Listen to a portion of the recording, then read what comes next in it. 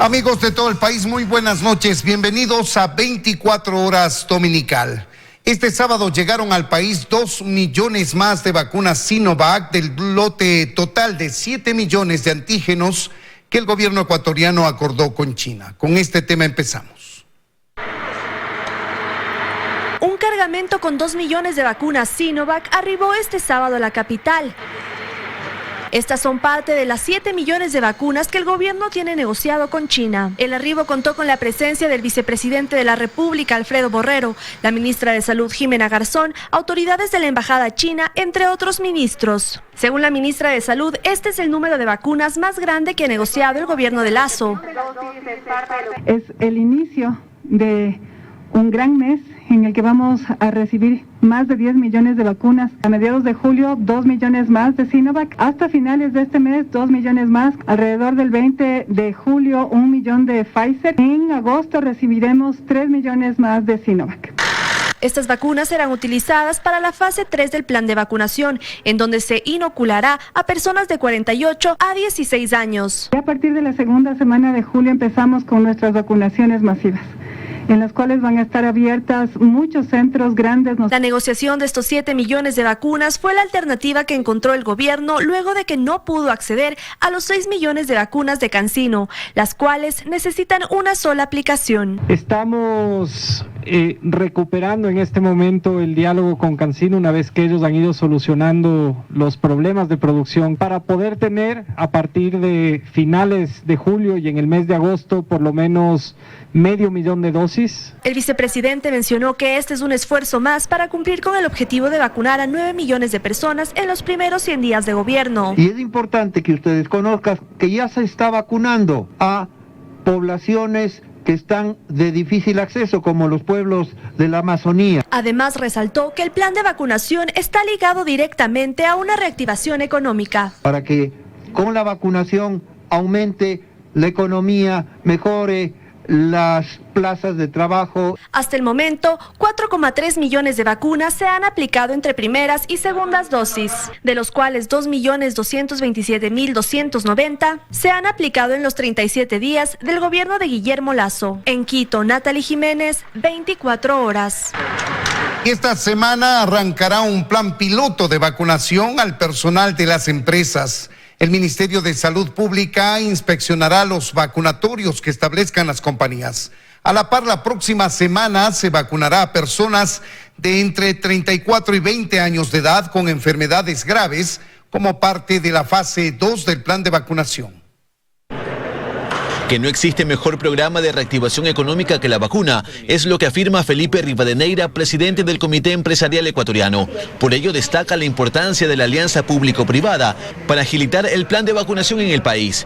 El 19 de julio empezará la inoculación en empresas. Que nos va a permitir vacunar no solo a los empleados, sino también a sus familias y a la gente que está alrededor, es decir, a la gente que está en las zonas de influencia de las empresas. Y desde la próxima semana empiezan ya a prepararse con un plan piloto. Se vacunará en grupos de 1.000 personas de una o varias empresas que deberán coordinar con el Ministerio de Salud.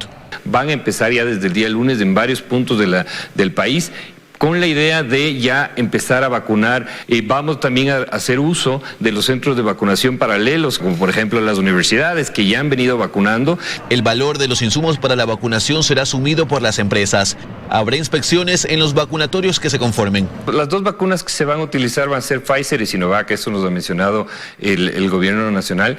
Y lógicamente en esa inspección previa que tiene que hacer el ministerio, los centros de vacunación que creen las empresas tienen que cumplir con absolutamente todos los requisitos. El Comité Empresarial indicó que seguirá con las donaciones de insumos al Ministerio de Salud para contribuir a la aceleración del plan de vacunación. A la par, del 5 al 11 de julio continúa la segunda fase del plan de vacunación denominada Nos Cuidamos.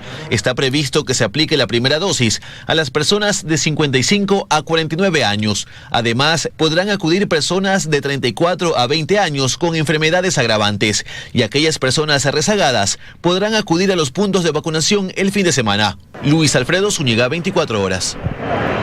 Según la Cámara de Comercio de Quito, este segundo semestre del año se prevé un incremento en ventas del 7% en comparación con las de 2020.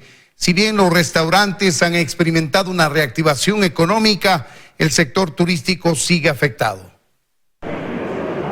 A medida que avanza el plan de vacunación, el sector económico se reactiva. La proyección de las ventas totales para el segundo semestre del año, según el presidente de la Cámara de Comercio de Quito, son del 7%. Aproximadamente 5.200 millones de dólares. Y específicamente en términos del sector comercial, el incremento estaría alrededor del 5.8%, es decir, algo cercano a los 2.000 millones de dólares. Sin embargo, contra el 2019 aún estamos 5.000 millones de dólares menos en términos de ingresos.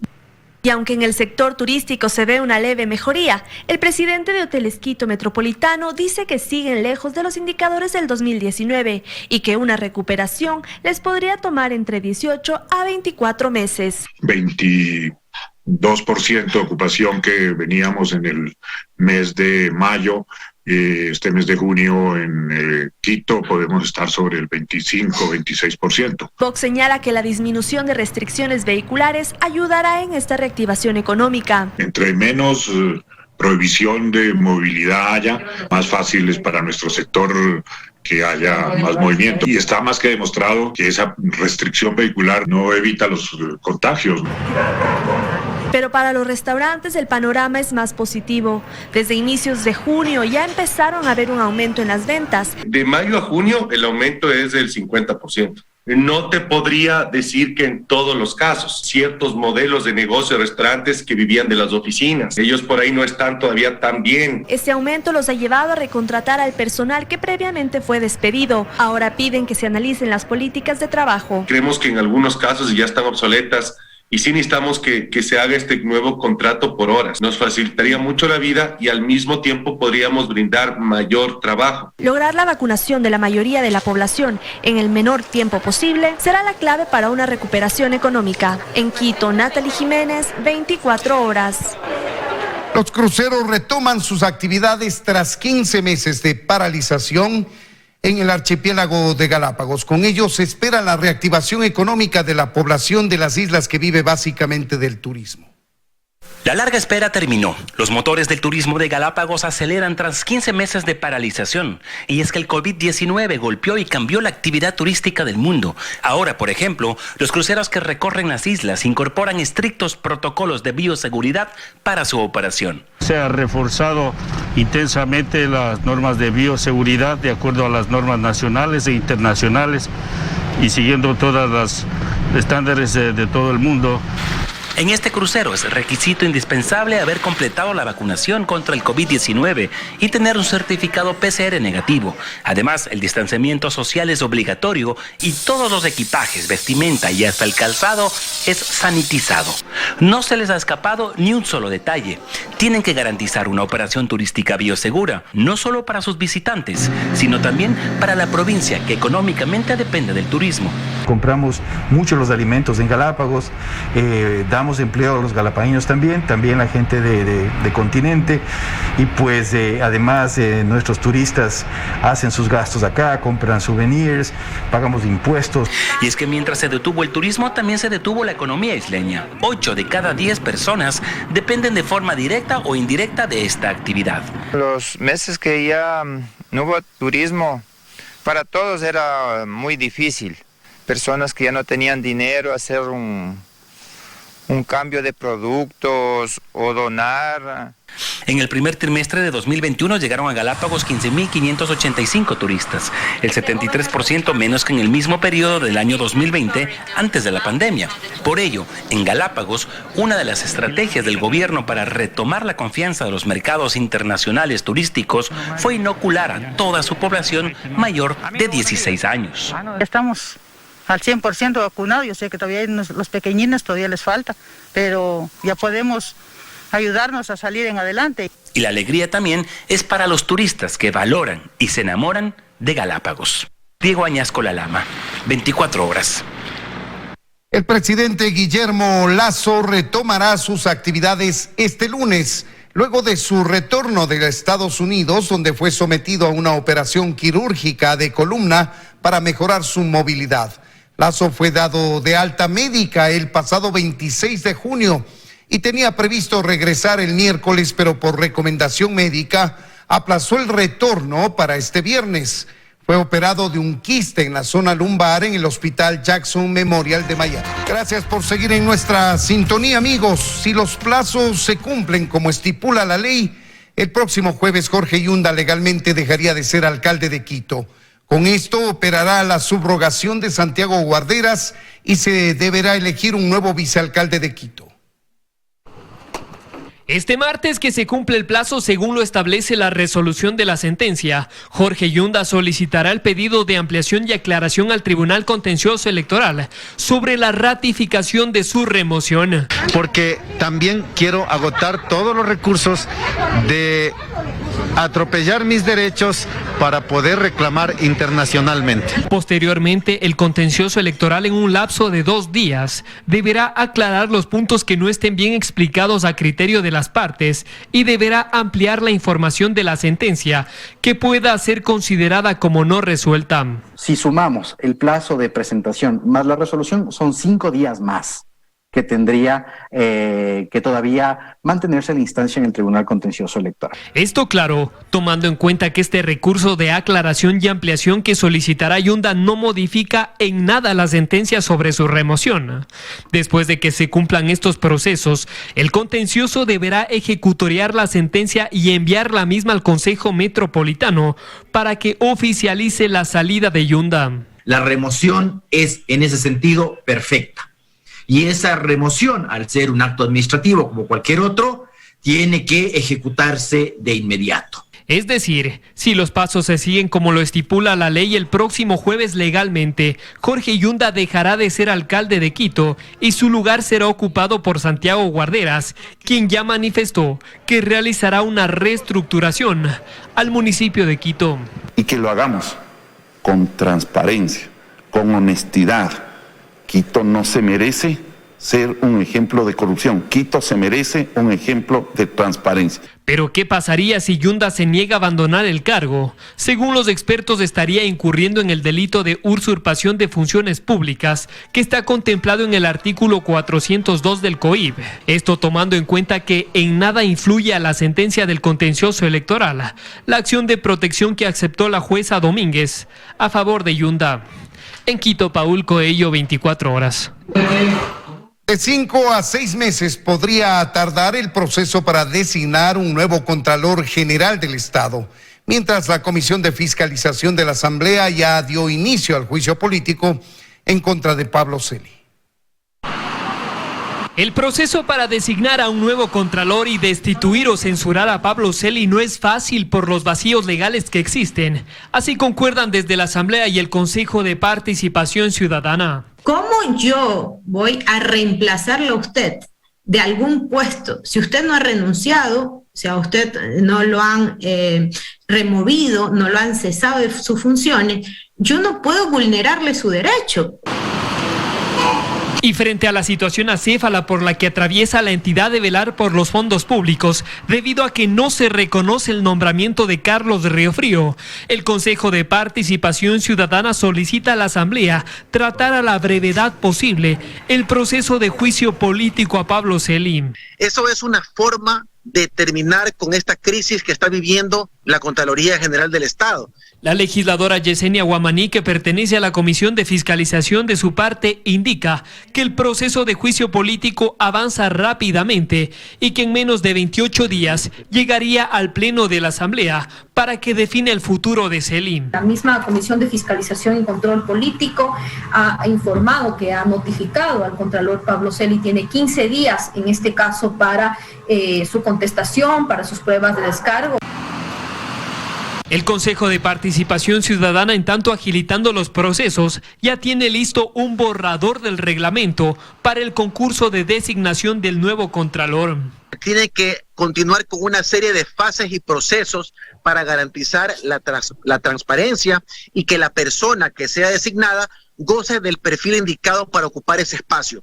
La idea es que después de que la Asamblea define el futuro de Celi, el Consejo de Participación designe mediante un concurso de méritos y oposición al nuevo Contralor. Este proceso podría tardar entre 5 a 6 meses. En Quito, Paul Coello, 24 horas. En las próximas horas se podría conocer la sentencia para los 8 procesados por presunto peculado en la compra de fundas para cadáveres en el hospital del IES Los Ceibos en Guayaquil durante la emergencia sanitaria. Entre los procesados se encuentra Daniel Salcedo Bonilla. Vamos ahora con Luis Alfredo Zúñiga, que sigue la audiencia para conocer más detalles. Hola Luis Alfredo, buenas noches.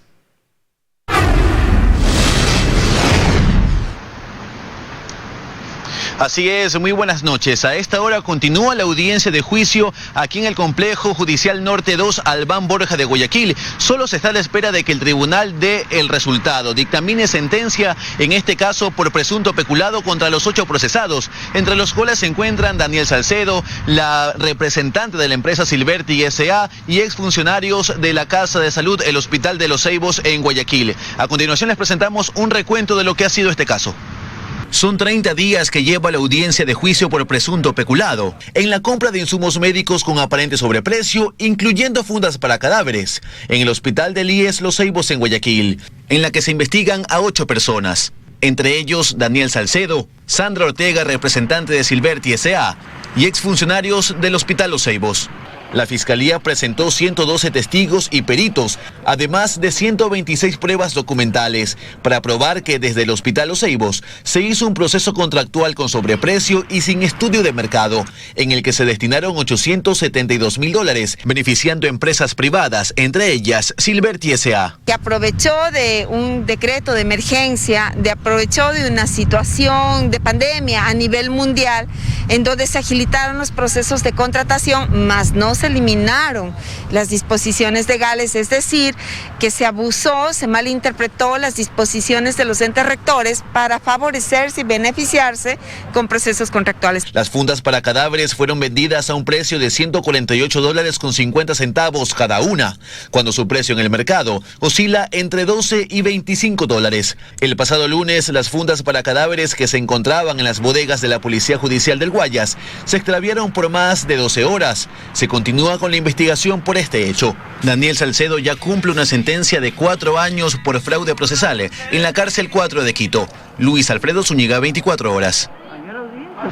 Como les indicamos, la audiencia continúa en desarrollo al interior del Complejo Judicial Albán Borja en Guayaquil. Nosotros vamos a estar pendientes a cuál es la sentencia que se emita para estos 8 procesados por presunto peculado. Hasta entonces, continúan con más en estudios. Muy buenas noches.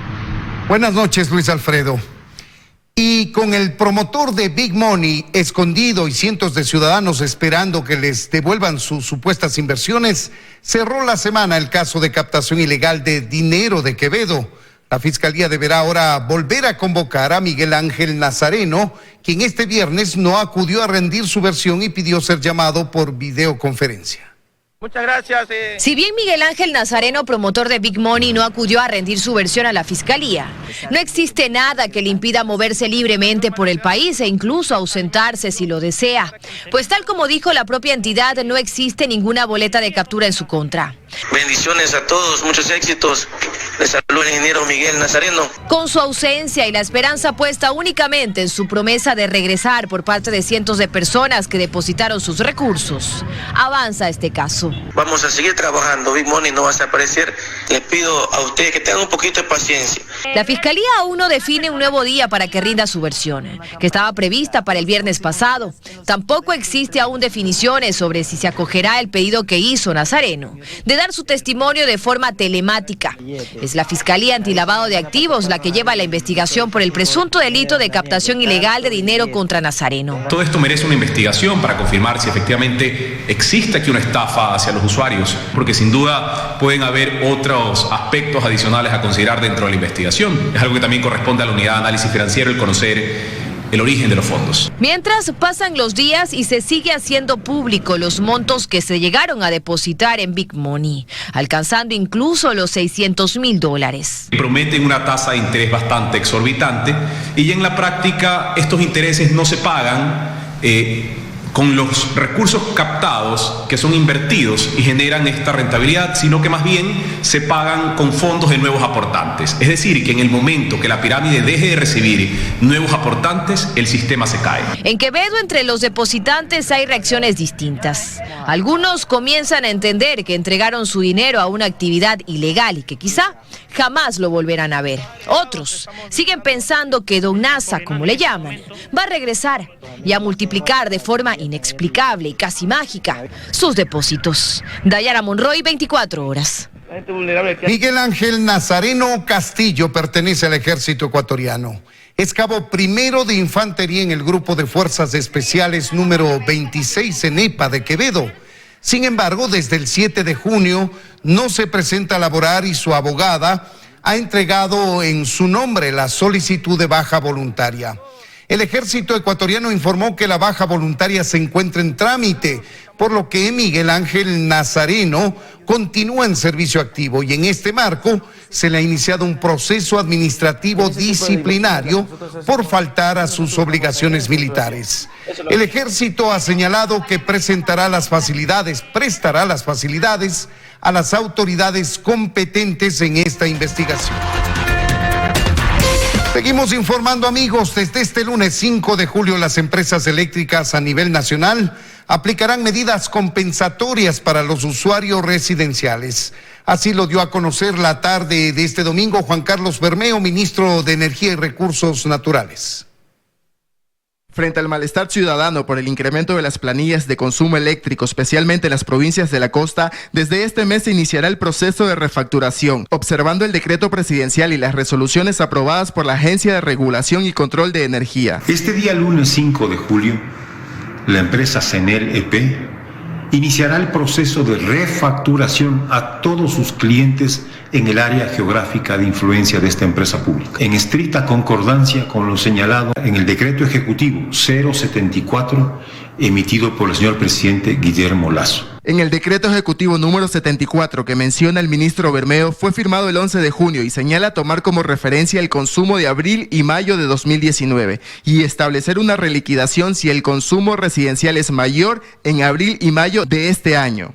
Específicamente se establece la reliquidación de los valores facturados por energía eléctrica y alumbrado público a los usuarios cuyo consumo sea de 1 a 500 kilowatts por mes, utilizando los valores facturados en abril y mayo de 2019, siempre y cuando los valores facturados en abril y mayo de este año sean superiores a los de 2019. Además, el comunicado también señala la aplicación del valor de 10,5 centavos por kilovatio hora para la reliquidación de los valores a los usuarios, cuyo consumo sean mayores a 500 kilovatios por mes para los usuarios residenciales de la tarifa de la dignidad cuyos consumos de energía eléctrica en abril y mayo del 2021 sobrepasen los límites establecidos hasta 130 kilovatios por mes en la costa y 110 kilovatios por mes en la sierra. Se reliquidarán los valores aplicados a la tarifa del 4 centavos por kilovatio hora.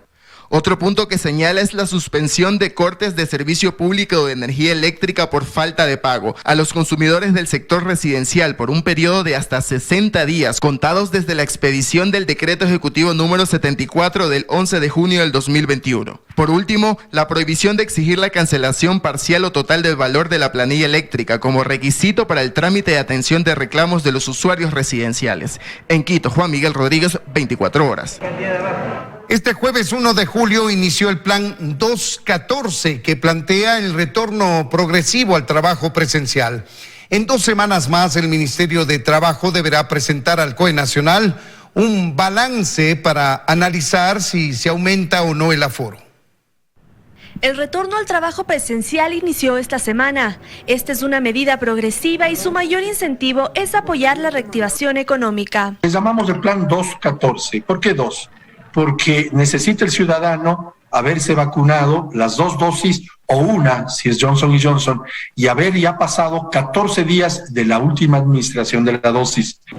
Bajo estos lineamientos, cada institución decide qué empleado regresa a las oficinas y quiénes se mantienen en teletrabajo, ya que, como lo mencionó el presidente del COE Nacional, este seguirá priorizado para quien lo necesite. Lo que sí no podemos permitir es que a nivel nacional pues se obligue a trabajar a funcionarios que no tengan esta condición de haber sido vacunado las 2 dosis y que haya pasado 14 días. Las empresas trabajan con un 50% del aforo y mantienen los protocolos de bioseguridad que establece la guía de retorno. Más gente se contagia en las fiestas clandestinas y en las reuniones clandestinas y absolutamente inapropiadas que en el trabajo presencial. Porque en el trabajo presencial la gente se cuida. El 16 de junio el Ministerio de Trabajo deberá presentar un informe al COE Nacional. Que esto sí va a definir ya un formato concreto en todo el país con estas variables fundamentales, ¿no? Que es número de vacunados, esto va a ir aumentando cada vez, el tema del número de contagiados en el último mes y sobre todo los aforos con que en este momento están trabajando. Desde la Confederación Nacional de Servidores Públicos apoyan el retorno al trabajo presencial. Estamos empeñados también en aportar, arrimar el hombro para reactivar la economía, que es lo más importante y que ese es uno de los objetivos del gobierno. Añade que el teletrabajo generaba sobrecarga laboral y aumento de gastos de luz e internet, pagos que no asumieron las empresas. Aún no se tienen datos oficiales, pero son más de 400,000 trabajadores quienes pasarán de teletrabajo al presencial. En Quito, Natalie Jiménez, 24 horas.